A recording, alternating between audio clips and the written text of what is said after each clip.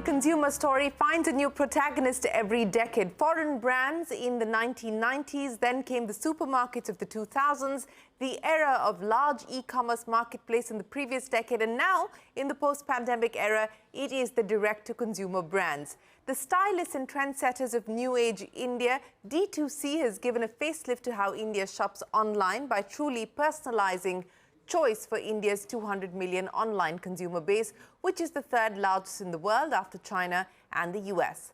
Riding the pandemic wave, these online-first brands have redefined our fashion sense, our beauty and skincare routines, and our snacking habits, to name just a few changes that we've seen around us. In just a short period of time, India has seen the rise of over 800 D2C brands with combined revenue of about $12 billion, which is set to grow fivefold over the next 5 years to touch $60 billion in market size. This as per CII. Now, as we know, expanding the market often requires the foray into brave new categories, and that's exactly the trend. From home solutions to pet care, from smart sleep to community-led brands, and from plant-based foods to sustainable living, and so much more. India's D2C e-commerce story is winning new frontiers as it captures the imagination of the consumer. Hello and welcome to Young Turks, India's longest-running show on startups and entrepreneurship. I'm Shereen Bhan. Well, joining me now to talk about the growth of India's D2C market as we head into the biggest sales season, I have with me Sukhleen, Aneja, the CEO of Good Brands, part of the Good Glam Group. Also with me, Chaitanya Ramalingegowda, co-founder of Wakefit, and Shashank Sinha, the CEO of Drools Pet Food. Gentlemen and Sukhleen, many thanks for joining us on this edition of Young Turks. Appreciate your time. Chaitanya, let me start by talking to you about what we are seeing as far as the D2C explosion is concerned. As I pointed out, 800 brands at this point in time and counting. You started Wakefit in 2016. You moved into a new adjacency in 2020, and that seems to be the experiment with many D2C brands at this point in time. Exploring new adjacencies, exploring new categories, expanding the niches that they currently operate in. In the past, 4 or 5 years of your existence and your journey, what's been the big trends that you've caught on to, and what are you now looking forward to? Thanks for having me, Shiri. So you're absolutely right. When Ankit and I started this company, Wakefit, in 2015 and 2016 beginning, we started off as a simple mattress company, online mattress company that would provide a really good quality product directly produced in our factories and shipped into the consumer's home without any middlemen. And that promise sort of evolved into a sleep accessories business, which means we expanded from there into accessories, bed sheets, comforters, pillows, and so forth.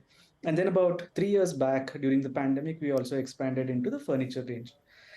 So this whole journey has given us 3 or 4 major learnings and major trends that we saw.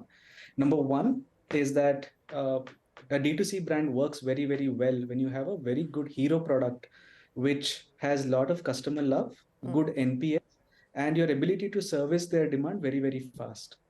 For us, that product was orthopedic memory foam mattress. The second trend that we saw is that it's very easy to start a D2C company, but it is very hard to scale a D2C company without a sustainable backend. So we took this call long ago, and from day one, we operate our own factories. So today we operate about 6 factories, about 16 warehouses, and we have about 200 carpenters. And it's all possible to do this because this gives us tremendous control on cost and innovation. We are able to service so much. We are able to innovate so much. And without this, if we had just been a trader with who was slapping our label on top of something that a contract manufacturer is doing, we wouldn't have been able to innovate. The third trend that we have seen is customers request for a lot of content, and they're very, very research savvy, and they don't purchase anything without a lot of their own conviction being built through reviews, checking with their family and friends, and their own research on the content that the brand has put out. So without these, we believe that these 3 trends have very, very played a very important role in our growth, and that's why we are here at this point in time. Chaitanya, I think that very succinctly puts together some of the key learnings that you've experienced. And I think that speaks about the journey for many D2C brands. And you're absolutely right. One, of course, is identifying that hero product, as you said. The other, while it's easy to start, I think the challenge really is in being able to build scale, controlling your supply chain. I think that's one of the other important issues that you raise. And of course, building a community around the product by way of research and so on and so forth. I think that's the experience that many others are on at this point in time as well. But Shashank, let me cut to you now, because you were well ahead of the curve, so to speak, because you launched Drools in 2009, well before people were actually talking about formalizing a very fragmented market, which continues to be extremely fragmented even today. You've now got the likes of Catterton on board as investors. I want to understand from you, Shashank, like we just heard there from Chaitanya, what's been the journey, what have been the key lessons, but more importantly, as we now build out scale and make sure that this D2C story is here to stay in a viable, sustainable, profitable way, what do we need to focus on? Thanks for having us here, actually. See, what you said correctly, very fine, that building a pet care brand in India is not easy, and building on D2C was much difficult, actually. We have our balances made of both offline and online, which is paying us result today, the way we are moving ahead. Pet care, if you see, is very challenging in terms of, because the consumer and the customers are different. The one who is buying is not going to eat your food, right? The one who is eating the food is not able to give a feedback to you. So understanding both the consumer who is going to use the product and the customer who is going to pick up the product from the shelf is very interesting. And I'm lucky to be a veterinarian and then coming into this category to understand the animal first and then the humans later, actually. So that helped us to understand what are the requirements a pet requires and how it's going to fit into the pockets of the consumer, actually. There, the price point of Indian strategy, Drools, which is a 100% home, Indian-born and brought-up brand, made a inroad in this category. Consumer first has been our priority since beginning. We have always understand where a consumer will be trying to pick, what are the checkpoints where customers move out of the category. So the biggest challenge for our space is the entry barriers are very high and the exit barriers are very low. The acquisition cost is very high. Where our online presence helped us to build up the content, as Chaitanya said, to bridge the knowledge gap, to understand the customer and his requirement as per his pockets was very, very critical for Drools to understand. Going forward, if I feel the way Drools is trying to bridge that knowledge gap in liaising with the veterinarians, the breeders, the influencers, who can bridge this knowledge gap is very, very critical for our pet industry to go ahead. And especially Drools, being an Indian brand, try to do as much as possible with engaging channel partners, pet parents, veterinary colleges, everybody as much as possible to reach out. But the digitalization, the content, the Amazons and Flipkarts have helped us to reach with the right knowledge to the customers. And an LCAT coming in proves our point of a professionally and in a right direction build up a brand, which I feel will be very good for us to go ahead from what we have built in last 10 years. Yes, I would imagine that that is, in fact, a big vote of confidence, getting a marquee investor like Catterton on board. But Sukhleen, let's address some of the issues that we've just heard there from both Chaitanya as well as Shashank. And I want you to explain to us, how you're dealing with some of these issues across the Good Glam group.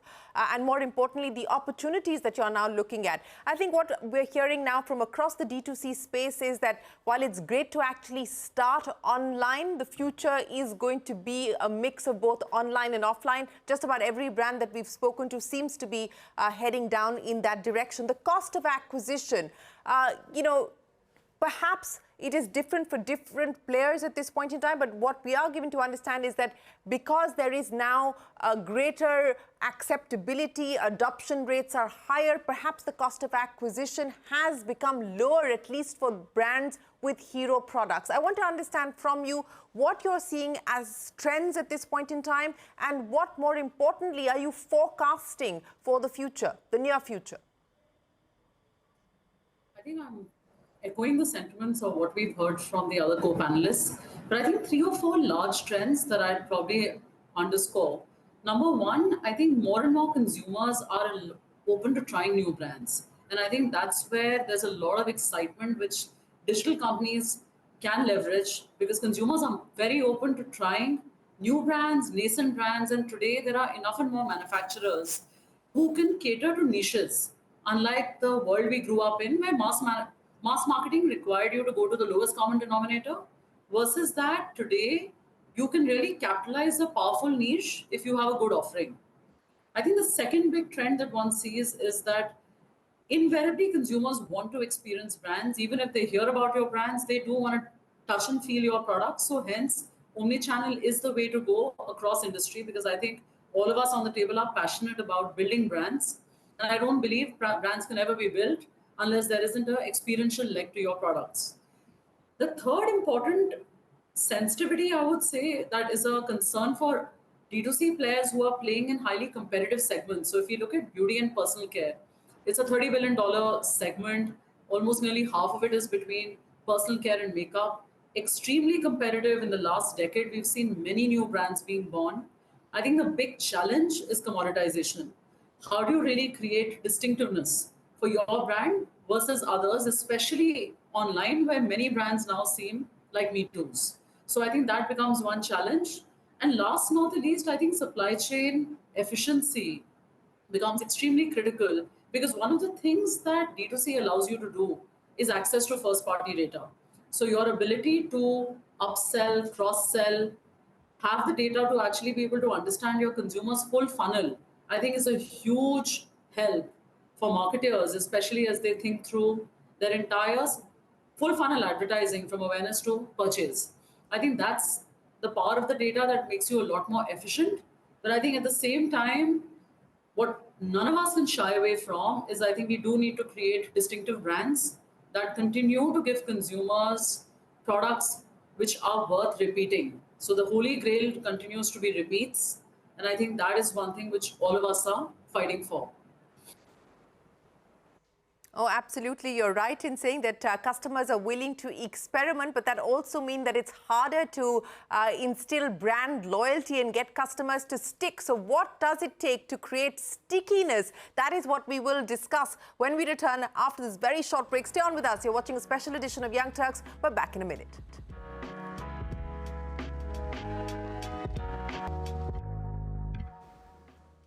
Welcome back. You're still with us here on Young Turks, and we're talking about the D2C market with Chaitanya Ramalingegowda, the co-founder at Wakefit, Shashank Sinha, the CEO of Drools Pet Food, and Sukhleen, Aneja, the CEO of Good Brands, the Good Glam Group. Chaitanya, let's address the issue that Sukhleen left us with just before we took that break, and that is the issue of commoditization, the issue of competition, and the issue of stickiness. Now, from your own experience, I want to understand, you don't have the ability to hit the market with unlimited number of SKUs, etc. So, what do you chase? Who do you chase? At what price point do you chase? I would imagine this is different for different categories. But explain to me what your lessons have been on that front, and what would you suggest somebody who's scaling up a D2C business today to focus on?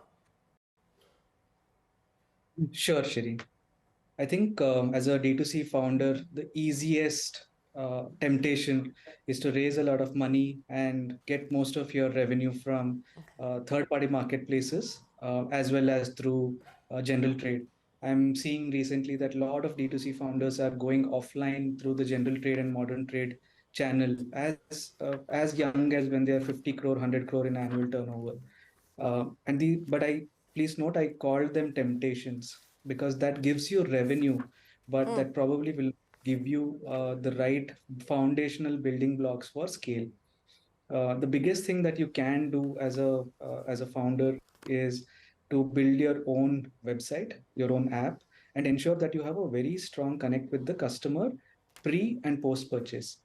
For example, in a category like ours, with sleep and furniture and home solutions, customers have a lot of doubts. How does it fit into my home decor? How does it fit into my with other furniture that I have?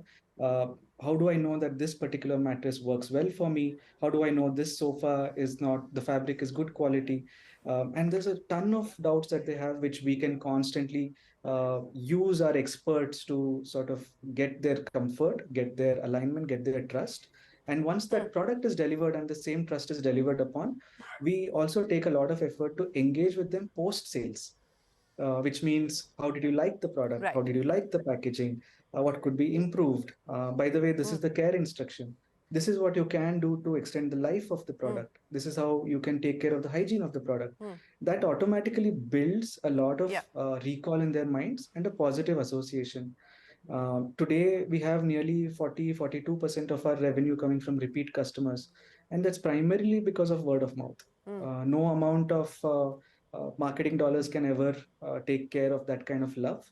Yeah. And our ability to have India's largest furniture factory, operate world-class mattress factories, then integrate that value chain to deliver a good quality but highly affordable price point, and then identify the demographic and psychographic profile of the consumer and then engage with them pre and post purchase is a strategy that we have taken.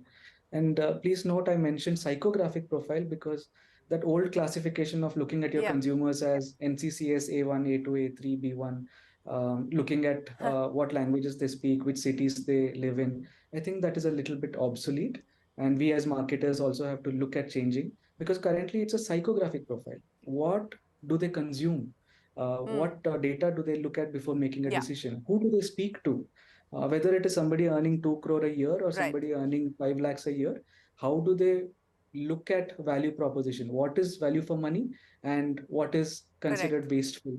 I think a lot of it is behavioral now, and that ability to target them on behavioral is not provided by any platform. You cannot go to Google and say, I want to look at all people who have this psychographic profile.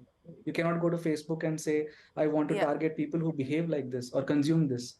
So the thinking of saying everybody can be bucketed into neat demographics and then you can just bombard them with messages may be slightly obsolete. So I think this journey has what has taught us.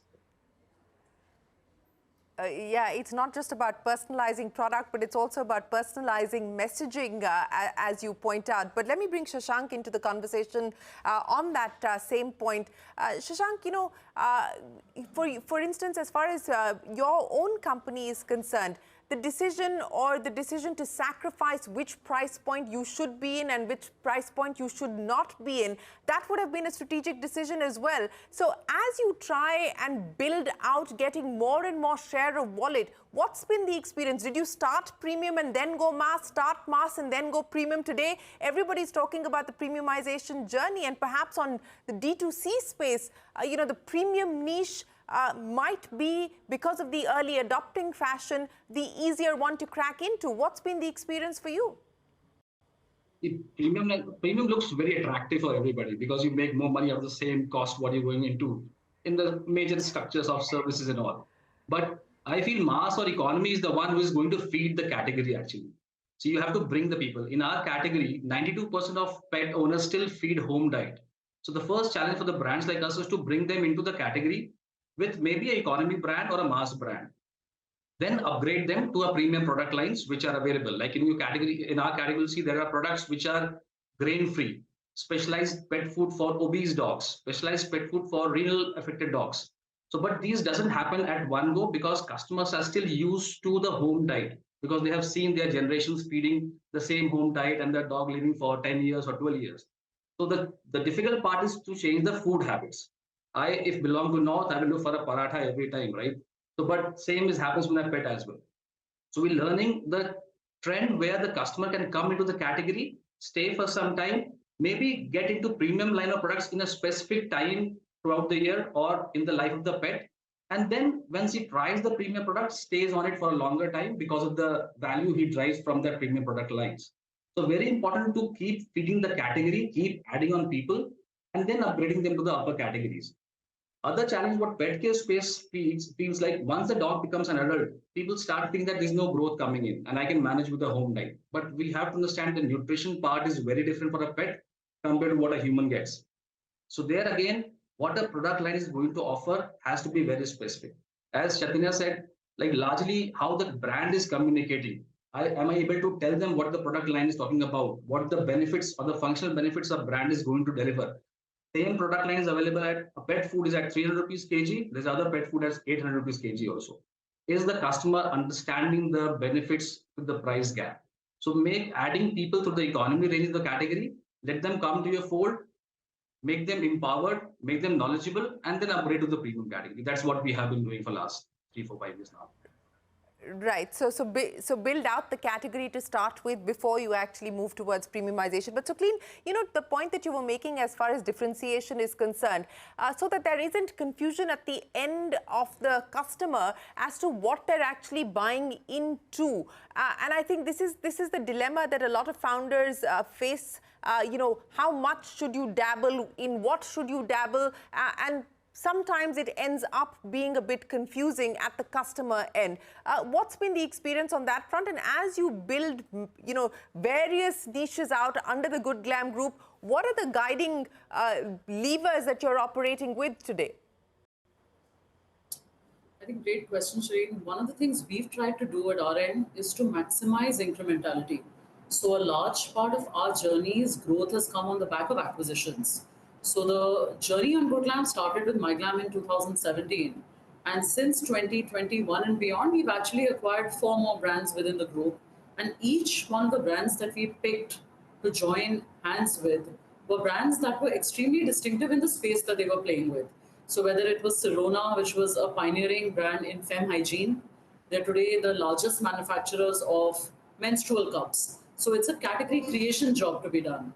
Or if you look at a business like Momsco, which is a pioneering brand for mom and baby products, but again, within personal care, no one was really looking at the segment of moms and creating bespoke products for them.